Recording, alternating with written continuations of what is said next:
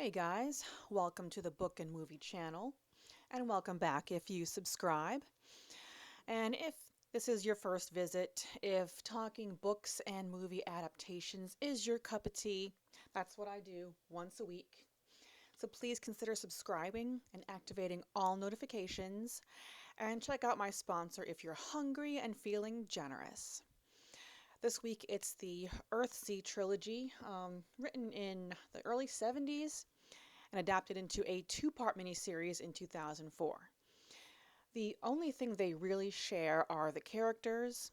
Other than that, this miniseries smacks of a diet Lord of the Rings, Harry Potter, and Game of Thrones mincemeat pie, with a young wizard coming into his own, a corrupt king, a religious order about to change hands, dragons, magic, conspiracies, new friends, coming of age, all that good stuff.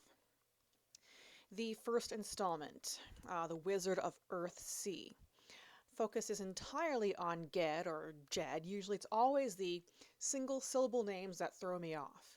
Give me one with 4 syllables and I will nail that like a boss. Give me a single one and I will monkey it up so bad.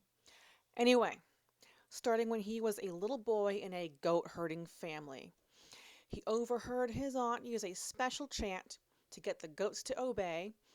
So one day, when it was his turn to herd the goats, he repeated said chant verbatim, and a young wizard worthy of the name Sparrowhawk was discovered.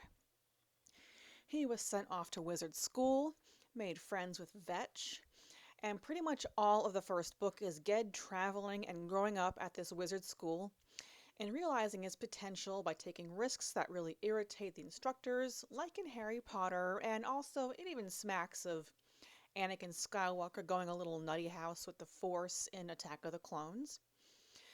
The second book, Tombs of Atuin, switches lanes over to Arha, which isn't the name her parents gave her.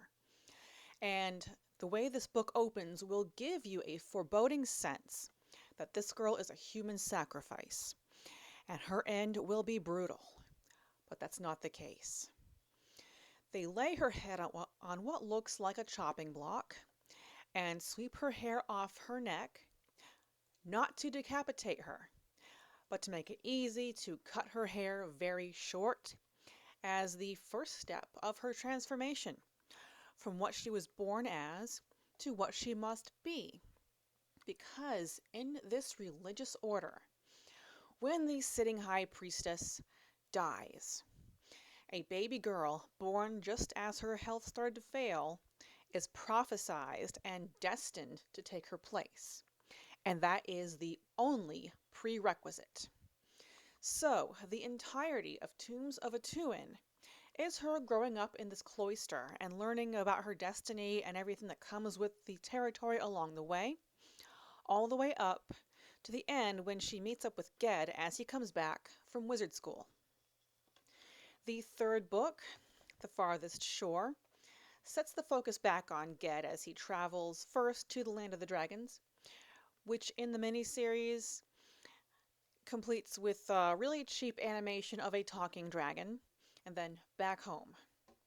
The miniseries, it is bits and pieces of all 3 books mishmashed into a 2-part miniseries that starts with Ged already grown up and about to go to Wizard Academy, even though that puts a lot of hardship on his blacksmith father who has always gotten by keeping his family together.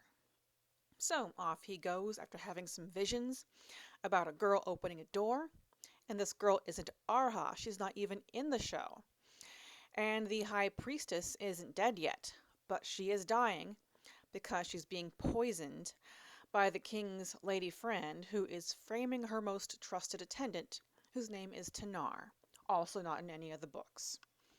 After a whole bunch of other fantasy movie cliches, Ged and Tanar come together and link some magical jewelry called the Amulet of Peace, and all is right in the Earthsea, and they get their happily ever after. And that covers the Earthsea Trilogy and miniseries. Thank you so much for watching. Please help me keep on growing with likes, comments, shares, subscribes, you know the drill. And I'll see you back next week for the sixth season and final installment of The Expanse.